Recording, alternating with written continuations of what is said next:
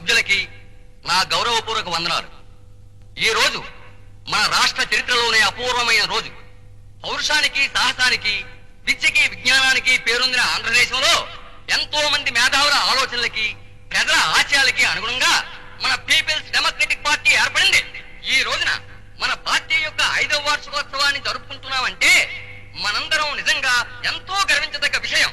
అతి తక్కువ కాలంలో మేధావుల నుండి సామాన్య ప్రజానీకం వరకు సభ్యులుగా చేరి రోజు రోజుకి శక్తివంతంగా మారుతూ ముందుకు సాగిపోతున్న మన పార్టీ కలకాలం స్థిరపడాలని, రాజకీయంగా ఇంకా ఎన్నో విజయాలు సాధించాలని మనందరం ప్రతిజ్ఞ తీసుకోవాలి. మన పార్టీ 5వ వార్షికోత్సవ సందర్భంగా ఒక అపురూపమైన కేకును తమ సువర్ణహస్తాలతో కట్ చేయవలసిందిగా గౌరవనీయులైన మంత్రి గారు శ్రీ రంగవరప్రసాద్ గారిని మన పార్టీ తరఫున కోరుతున్నాను.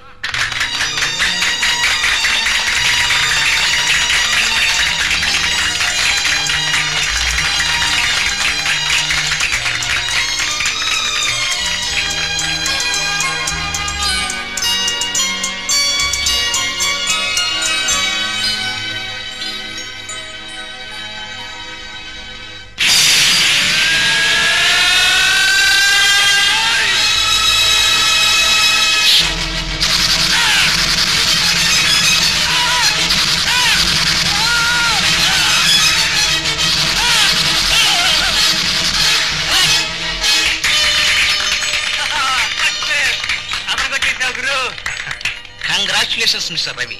Really, your special effects are fantastic. Cinema ఇండస్ట్రీలో ఎంతో మంది స్పెషల్ ఎఫెక్ట్స్ ఇస్తున్నారు. ఎవరు నీలాగా న్యాచురల్ గా టైమింగ్ లో ఇవ్వలేదనుకో. ఏమయ్యా బుచ్చిబాబు? సార్, టైమింగ్ కోసం మీ బాస్ నటించమన్నాను. ఎలా వచ్చిందంట ఎఫెక్ట్? ప్రమాణంగా వచ్చింది సార్. మా గురువు అని చెప్తాం కదా కానీ సార్, ఆయనకున్న బ్రెయిన్ కి హాలీవుడ్ లో పుట్టుంటేనా మా పని అదరహా సార్. ఏదో మీ అదృష్టం కొద్దీ, తెలుగు ప్రేక్షకుల పూర్వజన్మ సుకృతం కొద్దీ ఇక్కడ పుట్టా మీ ఇద్దరం. ముఖ్యంగా నా బ్రెయిన్ చూశారు. ఏడ్చావు? ఒరే మిస్టర్, గన్ను పిల్లల గంట సేపటికి బాగా రియాక్షన్ ఇచ్చావురా. నువ్వు సినిమాల్లో పైకి రావు గానీ ఇంటికెళ్ళి చింతపండు వ్యాపారం పెట్టుకో, బాగా పైకి వస్తావు. అయిందా నీ నస? అయినట్టుందే. సామాన్లు సర్దు, త్వరగా ఇంటికి వెళ్ళాలి. గురు మనకు రావాల్సిన పేమెంట్లు, మరి బేటాలు, ప్రొడక్షన్ మేనేజర్ పట్టుకు వసూలు చేసుకుంటే మన పని అపరహోదరా కదా. సరే చావు, రై రూమ్ లో పెట్టు. Hello, I'm Jyothi, journalist from Sitara. Hello. Hi Sitara. మీ ఇంటర్వ్యూ కావాలి. ఇంటర్వ్యూనా? సాధారణంగా మీ పత్రిక వాళ్ళు హీరో హీరోయిన్స్ తో ఇంటర్వ్యూ చేస్తారు కానీ మా అలాంటి తెరవెనకుండే టెక్నీషియన్స్ తో ఇంటర్వ్యూ అంటారేంటి? సార్, ఈ రోజున ఓ సినిమా విజయానికి, గొప్పతనానికి కారణం తెర వెనుక ఉండే వ్యక్తులే ముఖ్య కారకులని తెలుసుకునే స్థితికి ఎదిగిపోయారు మన ప్రేక్షకులు. అందులోనూ చాలా కొద్ది మందికి తెలిసిన ఈ స్పెషల్ ఎఫెక్ట్స్ గురించి ఇంకా తెలుసుకోవాలి మన పాఠకులు ఎంతో ఆసక్తి చూపిస్తున్నారు. కరెక్ట్ అండి. అందులోనూ అదరహ లెవెల్లో ఎఫెక్ట్స్ క్రియేట్ చేసే నా గురించి, నా బాస్ గురించి అంతా తెలుసుకోవాలని తెగెదురు చూస్తుంటారని నాకు బాగా తెలుసు. ఈ వాగుడాపి నోరు మూస్తావా లేక పళ్ళు రాళ్ళు కొట్టమంటావా? చూడండి, ఎక్స్ట్రీమ్లీ సారీ, ఈ రోజు ఇంటర్వ్యూ కుదరదు. ఆదివారం ఇంటికి రాగలరా? ష్యూర్, వస్తాను. ఇంటికి వస్తానంటున్నారు, నా అడ్రస్ మీకు ఎలా తెలుసు? తెలియనివి తెలుసుకోవడం మా డ్యూటీలో భాగాలండి. అన్నట్టు అదరహ అన్నట్టున్నాయి మా ఫేసులు. ఫోటోలు ఇప్పుడు లాగేయకూడదు. ముందు ఇంటర్వ్యూ, తర్వాత ఫోటోలను. See you, bye. Bye. Hello, నేను సీయు, నేను బాయ్ బాయ్ బాయ్ బాయ్. అది సరే కాదు గురు, యాపిల్ పండు లాంటి ఆడపిల్ల ఇంటర్వ్యూ అని అడిగితే మళ్ళీ రమ్మంటావేంటి గురు? అది సరే కాను గురు, ఇంటర్వ్యూ ఇచ్చేటప్పుడే నా గురించి కాస్తంత పొగుడు గురు. నా గురించి తెలియకపోతే ఆంధ్ర ప్రేక్షకులు బెంగెట్టేసుకుంటారు పాపం. చెప్తానులే, ఆంధ్ర ప్రేక్షకులకి నువ్వు సామాన్లు బాగా మోస్తున్నావు అని చెప్తాను. పెట్టెలు తీసుకెళ్లి వ్యాన్ లో పెట్టు, నేను డ్రెస్ చేంజ్ చేసుకొస్తాను. వెళ్ళు.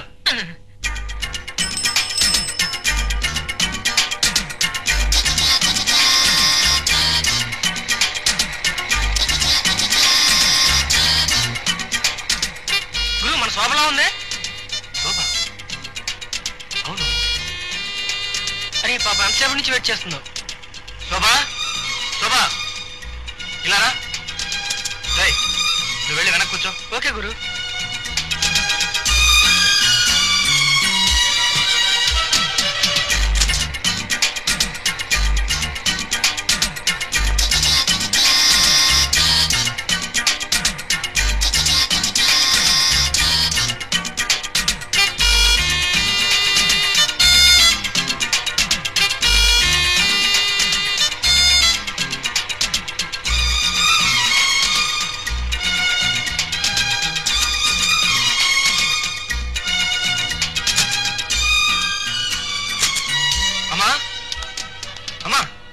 షూటింగ్ ఫస్ట్ క్లాస్ గా జరిగింది.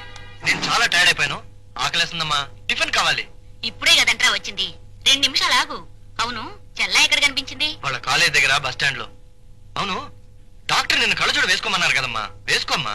నీతో పెద్ద తలనొప్పిరా. ఏయ్, అలా చూస్తూ నుంచోపోతే అమ్మకి సాయం చేయొచ్చు కదా. అంత అమ్మ కష్టం చూడకపోతే పొద్దున్న తెచ్చుకో. ఆహా, నాకు పెళ్ళా వస్తే నీకు మొగుడు వస్తాడని నీ ఆశ, అంతే కదా? పోనయ్యా. సరేలేరా, ఎప్పుడుండే గొడవేగా. టిఫిన్ చేదు గాని బుజ్జిని పిలు. వాడు రూమ్ లో సామాన్ పెట్టడానికి వెళ్ళాడు, వస్తాడులేమ్మా.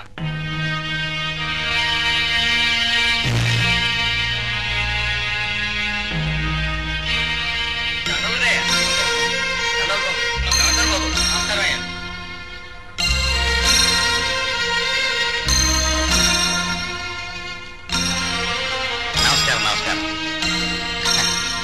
Thank you. Thank you very much. నమస్కారం సార్. సాధారణంగా పదవి రాగానే అంతా ప్రజల్ని మర్చిపోతారు. తమరు మాత్రం ప్రజల కోసం తాపత్రయపడుతున్నారు. నిజంగా చాలా గొప్ప విషయం సార్. ఇందులో గొప్పే ఉందయ్యా. ఓ మంత్రిగా నా కనీస బాధ్యత.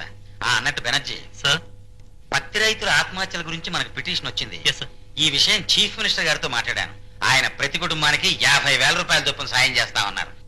తొందరలో ఆ ప్రాంతానికి వెళ్ళి వాళ్ళకి ఆ డబ్బు అందేటి చూడాలి. మీరు ఇంక సెలవు తీసుకోండి. సార్, పాప మన పార్టీలో ఎంతో బాధ్యతగా పనిచేసిన తిరుపతి కొడుకండి. నమస్కారం సార్. ఉద్యోగం విషయంలో మీ రికమెండేషన్ కోసమని. చూడు బెనర్జీ, ఈ రికమెండేషన్ల వల్ల అర్హత లేని వాళ్ళు ఉద్యోగం సంపాదించుకుంటున్నారు. అర్హత ఉన్న వాళ్ళు శాశ్వతంగా నిరుద్యోగులుగా మిగిలిపోతున్నారు. అతనికి విద్యార్హత మెరిట్ ఉంటే ఉద్యోగం వస్తుంది, లేకపోతే రాదు. నన్ను మాత్రం ఇరకాటంలో పెట్టకండి. Very sorry.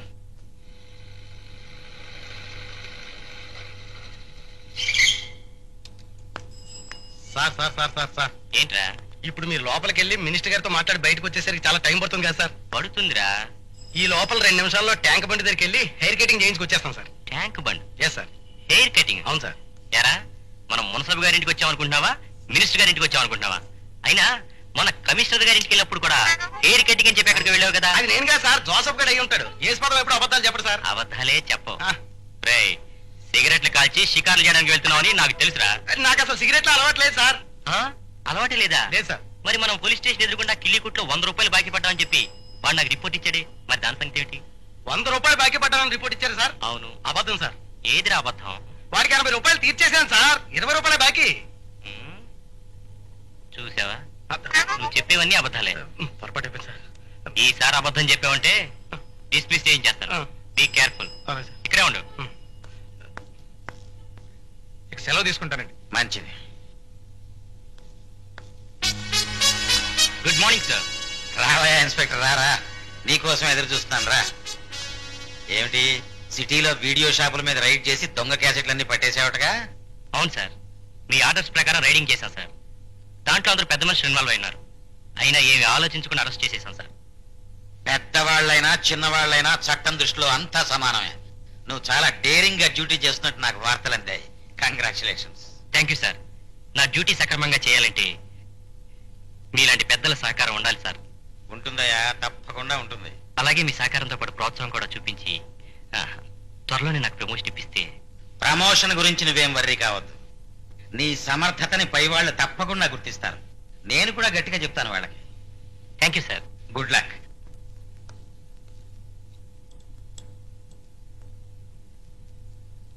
ఎక్కడా మన పుత్రరత్నం టిఫిన్ కూడా రాకుండా ఏం చేస్తున్నాడు? వాడికి ఏదో ముఖ్యమైన పని ఉందటండి. 2 రోజులుగా ఆ పని మీద తిరుగుతున్నాడు. ఏమిటి ముఖ్యమైన పని? అర్ధరాత్రి దాకా బారుల్లో తిరగటం, ఆ తర్వాత అమ్మాయిని లేచుకుని హోటల్లో కాలక్షేపం చేయటమేగా. వీడి వల్ల నాకు నా మంత్రి పదవి కూడా చెడ్డ పేరు వచ్చేట్టుంది. పోన్లేండి, ఏదో చిన్నతనం వల్ల. చిన్నతనమా? ఈ పాటికి పెళ్లి చేస్తే 20 మందిని కనేవాడు. అసలు మందరిద్దామంటే కంటికి కనిపించడేంటి? ఎక్కడ ఏం చేస్తున్నాడు వాడు?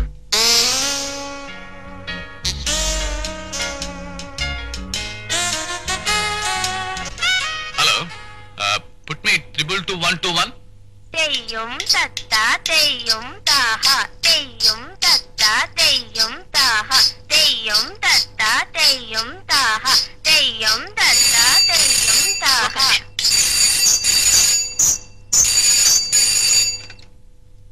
Hello. Hi lovely darling, how are you?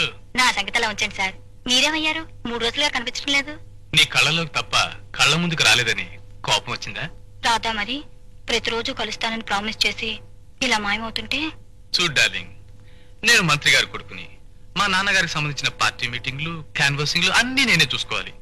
ఆ పనుల్లో నేను బిజీగా ఉండి రాలేకపోతే అంత కోపగించుకోవాలా? క్షమించలేవా? క్షమాపణ ఎందుకులేండి, ఇంటికి ఎప్పుడు వస్తారు? ఇప్పుడు చాలా బిజీగా ఉన్నాను, సాయంత్రం వస్తాను. మీకోసం 1000 కళ్ళతో ఎదురు చూస్తూ ఉంటాను. Bye bye.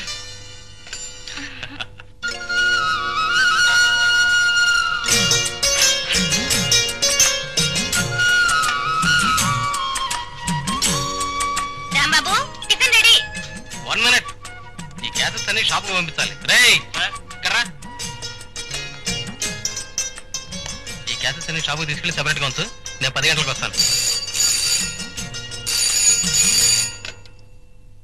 Hello, Jyothi speaking. నేనమ్మా ఎడిటర్ని. Good morning sir. Good morning Jyothi. ఈ రోజు హీరోయిన్ రాగిని ప్రెస్ మీట్ ఉంది. రిపోర్టర్ రాజు ఇంకా రాలేదు. నువ్వు వెళ్ళి కవరేజ్ చెయ్యి. హాఫ్ అన్ అవర్ లో బయలుదేరి వెళ్తాను. సరేనమ్మా. ఎవరు ఫోను? ఆఫీస్ నుంచి మా ఎడిటర్ గారు ఫోన్ చేశారు. నిన్న మ్యారేజ్ చేసుకున్న హీరోయిన్ ప్రెస్ మీట్ కి పిలిచిందట. ఈ రోజు పెళ్లి ప్రెస్ మీట్, రేపు డైవర్స్ ప్రెస్ మీట్, ఎల్లుండి మళ్ళీ పెళ్లి, మళ్ళీ ప్రెస్ మీట్. మీ సినిమా వాళ్ళకి వేరే పని లేరా? బాగుంది. అలానే ఉద్యోగం అనుకుంటావా అన్నట్టు రాంబాబు, మా ఎడిటర్ గారు ర్యాంబో 3 మన షాప్ లో ఉంటే తీసుకురమ్మని చెప్పారు. ఓ బాగుంది. నేను వీడియో షాప్ పెట్టింది ఓసీలో క్యాసెట్లు పంచి పెట్టడానికి కాదని ఆయనతో చెప్పు. ఈ షాప్ మీద డబ్బులు సంపాదించి మా సిస్టర్ కి బ్రహ్మాండంగా పెళ్లి చేయాల్సిన బాధ్యత కూడా ఉందని చెప్పు. సర్లే, ఛాన్స్ దొరికింది కదా అని నీ బాధ్యతల గురించి స్పీచ్ ఇవ్వనక్కర్లేదు. ఆయన త్వరలో సింగపూర్ వెళ్తాన్నారు. అక్కడ నుంచి కొన్ని మంచి క్యాసెట్స్ ఫ్రీగా తెచ్చిస్తున్నారు. Very good. అంత ఉదార స్వభావం అతనికి ఉన్నప్పుడు మనం కూడా ఉదారంగానే ఉందాం. అతనికి ఏమేం క్యాసెట్లు కావాలో అన్ని తీసుకెళ్ళు. ఓకే? ఓ గాడ్, టైం అయిపోతుంది. ఆ ప్రెస్ మీట్ చూసుకుని అక్కడి నుంచి ఒక ముఖ్యమైన ఇంటర్వ్యూ తీసుకోవాలి. బయలుదేరుతాను.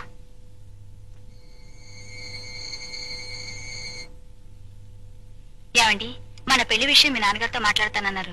మాట్లాడారా? మాట్లాడతాను లలిత. మంచి ముహూర్తం చూసి నాన్నగారితో చెప్తాను. ఆయన వెంటనే ఆకాశం అంత పందిరి, భూదేవంత పేటేసి మన పెళ్లి జరిపిస్తారు. ఓకేనా? ఆ శుభగడియ కోసం ఎదురు చూస్తున్నానండి. తొందరగా ముడుములు పడి మన పెళ్లి జరిగిపోతే నా జీవితానికి అంతే చాలు.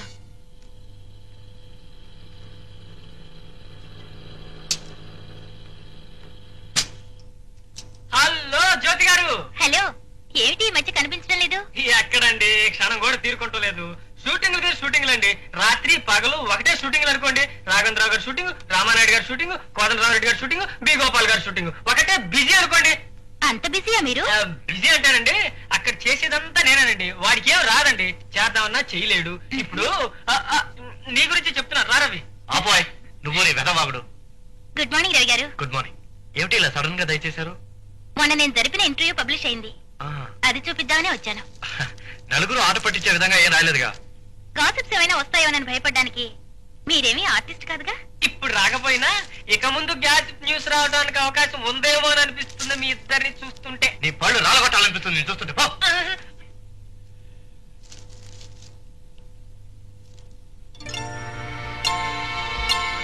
సినీ చిత్ర లోకంలో విచిత్ర జాలం. క్యాప్షన్ చాలా బాగుంది. అంటే మ్యాటర్ బాగుండదని మీ అభిప్రాయమా? అలా అప్పుడే అలిగినట్టు మాట్లాడతారేమిటి? కొంచెం ఆగండి, చదివి చెప్తాను.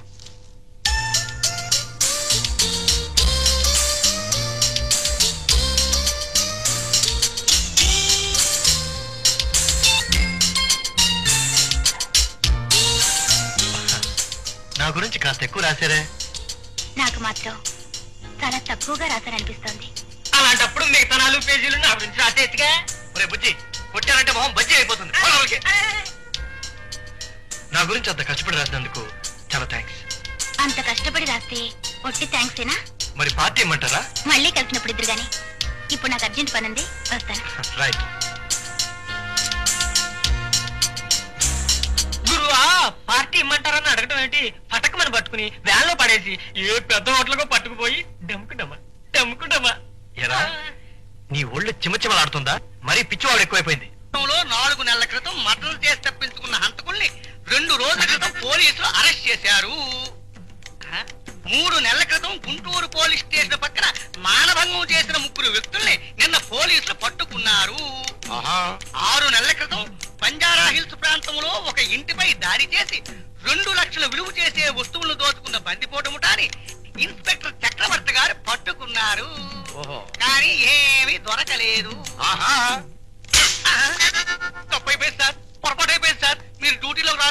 కూర్చున్నాను సార్. ఎప్పుడు కూర్చోను సార్. అంటే ర్యాంక్స్ తో సంబంధం లేకుండా అర్జెంట్ గా నా సీట్లోకి వచ్చేయాలని చూస్తున్నావు అన్నమాట. ఇదిగో నువ్వు పిచ్చుకలతో ఆడుకో, పావురాలతో ఆడుకో, పిల్లులతో ఆడుకో, పులులతోటి సింహాలతోటి నాతోటి ఆడుకున్నావు అనుకో ఏంటా పేపర్లో న్యూస్? విశాఖపట్నంలో హత్యలు, గుంటూరులో మానభంగాలు, హైదరాబాద్ లో దోపిడీలు. ఓకే, ఇప్పుడు ఈ జర్నలిస్టుల్లో మెదల్లో తడి పెనలో సిరా ఎవరికైనా ఉందయ్యా? అదే సార్. లేకపోతే ఏమిటయ్యా, దొంగల పడ్డ 6 నెలల కుక్కలు మొరిగినట్టు ఎప్పుడో జరిగిపోయిన దొంగతనాల గురించి, ఎప్పుడో జరిగిపోయిన మడ్డల గురించి, ఎప్పుడో జరిగిపోయిన మానభంగాల గురించి రాస్తారేంటి? ఎవరైనా ఇలాగే రాస్తారు కదా సార్. నేనే జర్నలిస్ట్ అయితే అంత ఫ్రెష్ న్యూస్. అంటే అంటే దొంగతనాలు జరగబోయేది ముందుగా తెలుసుకుంటాం, ప్రత్యక్షంగా చూస్తాం, అదే పేపర్లో రాస్తాం. అలాగే మర్డర్ జరగబోయే ముందు మనిషిని చూస్తాం, మర్డర్ జరిగిపోయాక మనిషిని చూస్తాం. మధ్య జరుగుతున్నప్పుడు కూడా చూస్తారా సార్? చూస్తాం, అదే పేపర్లో రాస్తాం. అలాగే మానభంగా పోలీస్ కుక్కలా పసిగడతాం, ఫాలో అవుతాం, ప్రాక్టికల్ గా చూస్తాం, అదే పేపర్లో రాస్తాం. ఈ లెక్కన మీరు పెద్ద పేపర్ నడిపేలా ఉన్నారు సార్. అవును సార్, నాకు అలాగే అనిపిస్తుంది సార్. సార్ మీరు హెడ్ కానిస్టేబుల్ ఉద్యోగానికి రిజైన్ చేసేది వెంటనే జర్నలిస్ట్ అయిపోండి సార్. ఏరా, నేను ఈ ఉద్యోగానికి రిజైన్ చేసేస్తే సీనియారిటీతో సంబంధం లేకుండా డైరెక్ట్ గా సీట్లోకి వచ్చేద్దాం చూస్తున్నావా? నువ్వు పిచ్చుకలతోటి, పావురాలతోటి, పిల్లులతోటి ఆడుకో, పులులతోటి, సింహాలతోటి నాతోటి ఆడుకోకు.